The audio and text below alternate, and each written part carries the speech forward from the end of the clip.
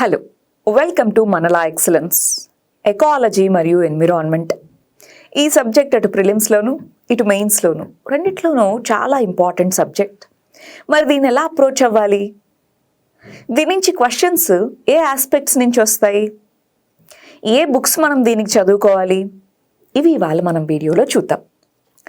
First అసలు ecology environment అనగానే terminology అనేది ఫండమెంటల్ టర్మ్స్ అంటాం. ఫర్ ఎగ్జాంపుల్ COP26లో పంచామృత్ ప్లాన్ అని అనౌన్స్ చేశాం, అవునా కదా? అందులో ఎకలాజికల్ ఫుట్ ప్రింట్ అన్నారు. మరేంటి ఎకలాజికల్ ఫుట్ ప్రింట్ అంటే అని అడగచ్చా క్వశ్చన్? లేదా ఎమిషన్ ఇంటెన్సిటీని తగ్గిస్తామన్నారు. ఏంటి ఎమిషన్ ఇంటెన్సిటీ అంటే? ఇలాంటి క్వశ్చన్స్ మనకు వచ్చేదానికి అవకాశాలు ఉన్నాయి. సో టర్మినాలజీ మీద గ్రిప్ తెచ్చుకోవాలి. ఫ్యాక్ట్స్, ఫర్ ఎగ్జాంపుల్ ఈ బయోస్ఫియర్ రిజర్వ్ ఎక్కడుంది, పన్నా టైగర్ రిజర్వ్ లేదా పన్నా బయోస్ఫియర్ రిజర్వ్ ఎక్కడుంది, నీలగిరి బయోస్ఫియర్ రిజర్వ్లో ఏవేవి కాంపోనెంట్స్, లేదా దానికి సంబంధించి ఒక 2-3 స్టేట్మెంట్స్ ఇచ్చి వాటిలో ఏవి కరెక్ట్, ఇలాగా ఫ్యాక్చువల్ పాయింట్స్ అడగచ్చు. Recent initiatives, for example ethanol blending, దానికి సంబంధించి రీసెంట్గా గవర్నమెంట్ ఇనిషియేటివ్ గురించి అడగచ్చు. ఇక్కడ అటు నేషనల్ లెవెల్లో ఇటు ఇంటర్నేషనల్ లెవెల్లో ఎన్విరాన్మెంట్, ఎకాలజీ, బయోడైవర్సిటీకి సంబంధించిన ఇనిషియేటివ్స్ మీద క్వశ్చన్స్ ఫ్రీక్వెంట్గా అడుగుతూ ఉన్నారు. సో మరి ఆ కంటెక్స్ట్లో టర్మ్స్, ఫ్యాక్ట్స్, ఇనిషియేటివ్స్ ఈ 3 కూడా మనం నేర్చుకోవాలి. మరి వాటికి ఫండమెంటల్ కాన్సెప్ట్స్ ఎక్కడి నుంచి వస్తాయి?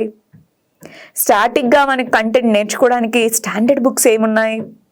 వాల్యూ అడిషన్ ఎలా చేసుకోవాలి? ఎందుకంటే ఒక స్టాటిక్ మాత్రమే నేర్చిపెట్టుకుంటే ఇప్పుడు ఎక్కువ మార్క్స్ వచ్చేలా కనిపించట్లేదు.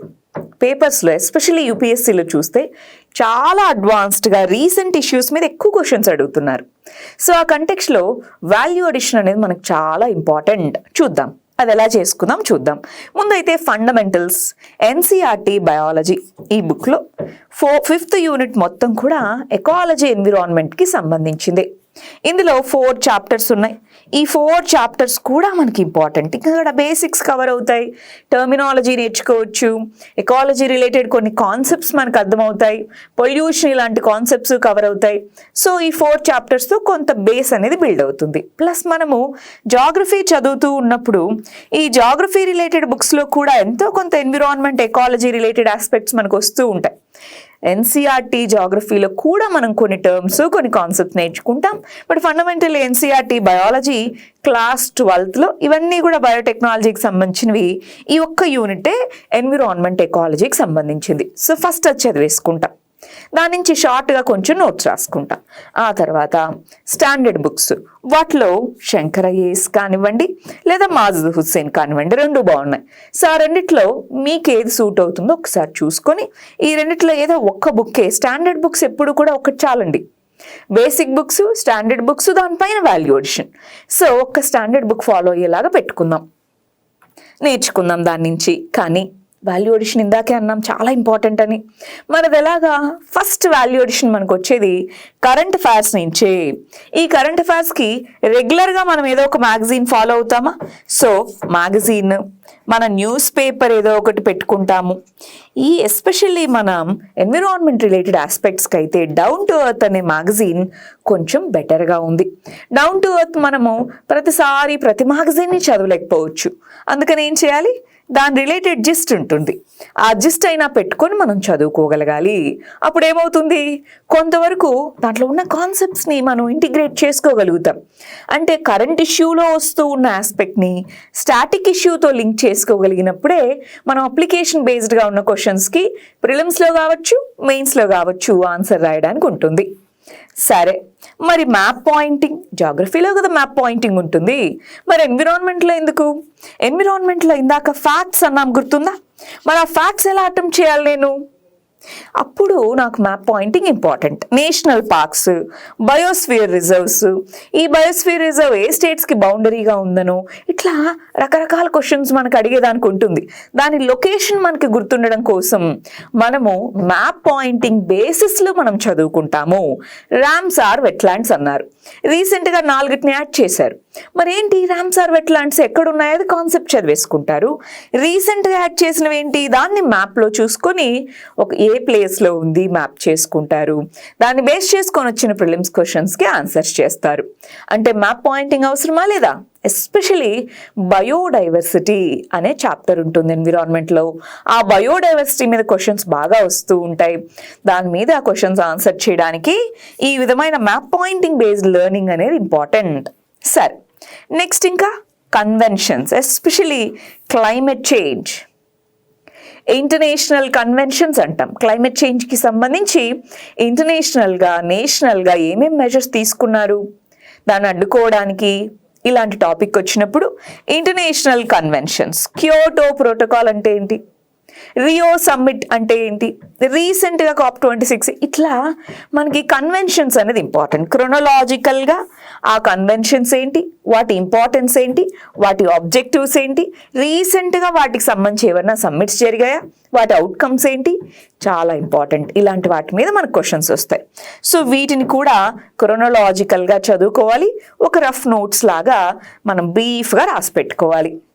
ఆ తర్వాత బయోడైవర్సిటీకి సంబంధించి స్పీషీస్ ఖచ్చితంగా ఒక క్వశ్చన్ వస్తూ ఉంటుంది. ఈ క్రింద వాటిలో ఏది క్రిటికల్లీ ఎండేంజర్డ్ అనో, ఏది ఎండేంజర్డ్ అనో, లేదా ఏది వల్నరబుల్ ఉంది, ఇలాగ మనకి, లేదా ఈ ఎకోసిస్టంలో ఎటువంటి స్పీషీస్ ఉంటాయి, ఇలాంటివి అడుగుతారు. మరి వందలాది స్పీషీస్ ఉంటాయి కదా, ఏం గుర్తుపెట్టుకోమంటారు? రీసెంట్గా న్యూస్లో ఉన్నవి, ప్లస్ ఇండియా సైడ్ నుంచి మనం ఆల్రెడీ గవర్నమెంట్ తీసుకున్న measures, tiger, elephant, crocodile, vulture ఇలాంటివి ఉంటాయి కదా. సో ప్రాజెక్ట్ వల్చర్ అన్నారు, ప్రాజెక్ట్ టైగర్ అన్నారు, ఇలాగా. సో కొన్ని ఇంపార్టెంట్వి ఎప్పుడు ఎవర్ గ్రీన్ టాపిక్స్ ఉంటాయి. ఆ స్పీషీస్ కొన్ని, రీసెంట్గా న్యూస్లో ఉన్న స్పీషీస్ని కొన్ని, ఇలాగ మనం గుర్తుంచుకొని వాటి యొక్క IUCN స్టేటస్ అంటారు. IUCN స్టేటస్ ఏంటి, వాటి యొక్క థ్రెట్ లెవెల్స్ ఏంటి, ఇలాంటివన్నీ కూడా మనం చూసి పెట్టుకుంటాం. సరే, మరి ఇప్పుడు ఇవన్నీ చూసుకోవాలని ఎలా అర్థమవుతుందండి? IUCN లిస్ట్ చూసుకోవాలని, మ్యాప్ పాయింటింగ్ బేసిస్లో చదువుకోవాలని ఎలా అర్థమవుతుంది? ప్రీవియస్ క్వశ్చన్స్ని మనం అనలైజ్ చేయడం ద్వారా. మరి ప్రీవియస్ క్వశ్చన్స్ ప్రిలిమ్స్, మెయిన్స్ రెండూ పెట్టుకొని కాన్సెప్ట్ అయిపోగానే మనం ప్రాక్టీస్ చేసుకోగలిగితే ఇంతకుముందు క్వశ్చన్స్ ఎలా వచ్చాయి, ఎంత డెప్త్లో ఏ కాన్సెప్ట్ చదవాలో తెలుస్తుంది. ప్రాక్టీస్ క్వశ్చన్స్ని పెట్టుకొని అటు ప్రిలిమ్స్కి, మెయిన్స్కి, మళ్ళీ రెండిటికి ప్రాక్టీస్ క్వశ్చన్స్ కొన్ని పెట్టుకుంటే ఇప్పుడు మనం చదువుతున్న దాన్ని ఎలా అప్లై చేసి ఒక ఆన్సర్ రూపంలో రాస్తున్నాం, లేదా ఎలా అప్లై చేసి ఒక క్వశ్చన్ని సాల్వ్ చేస్తున్నాం, ఇలాంటి విషయాలు మనకు తెలుస్తాయి. రైట్? సో అందుకని questions, previous questions, practice questions రెండు కూడా మనం ప్రాక్టీస్ చేసి పెట్టుకుంటే మనకి ఎన్విరాన్మెంట్ ఎకాలజీలో మంచి స్కోర్ చేసుకుంటాము. సరే, ఒకసారి ఓవర్వ్యూ చూద్దామా అసలు ఎన్విరాన్మెంట్ ఎకాలజీ ఎలా ప్రిపేర్ అవ్వాలను. సో బేసిక్స్కి సంబంధించి 12th బయాలజీ NCERT చదువుతాం. అందులో లాస్ట్ యూనిట్ స్టాండర్డ్ బుక్స్కి వచ్చేటప్పటికి శంకర్ IAS కానివ్వండి, లేదా మాజిద్ హుస్సేన్ కానివ్వండి, ఏదో ఒక్క బుక్ ఫాలో అవుతాం. కరెంట్ అఫైర్స్ ఫాలో అవుతాం. వాల్యూ ఎడిషన్కి వచ్చేటప్పటికి మ్యాప్ పాయింటింగ్, బయోడైవర్సిటీ రిలేటెడ్గా, కన్వెన్షన్స్ రిలేటెడ్గా కొన్ని రకాల కమిటీస్ కూడా ఉంటాయి. గాడ్గిల్ కమిటీ, కస్తూరి రంగన్ కమిటీ, ఇలాగా. సో కొన్ని కమిటీస్, కన్వెన్షన్స్, ఇనిషియేటివ్స్ ఇలాంటివి నేర్చిపెట్టుకుంటాము. ఆ తర్వాత వీటన్నిటితో పాటు ప్రాక్టీస్.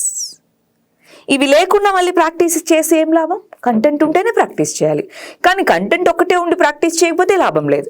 సో ఈ రెండు కూడా మనం ఒకదాన్నొకటి స్ట్రెంగ్తెన్ చేసుకునేలాగా కాంప్లిమెంటరీగా చూసుకోగలగాలి.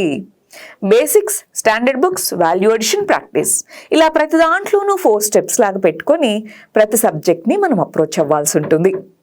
ఇంకా దీనికి సంబంధించి ఏమైనా క్వశ్చన్స్ కానీ, డౌట్స్ కానీ ఉంటే కమెంట్స్లో అడగండి. Thank you very much. All the very best.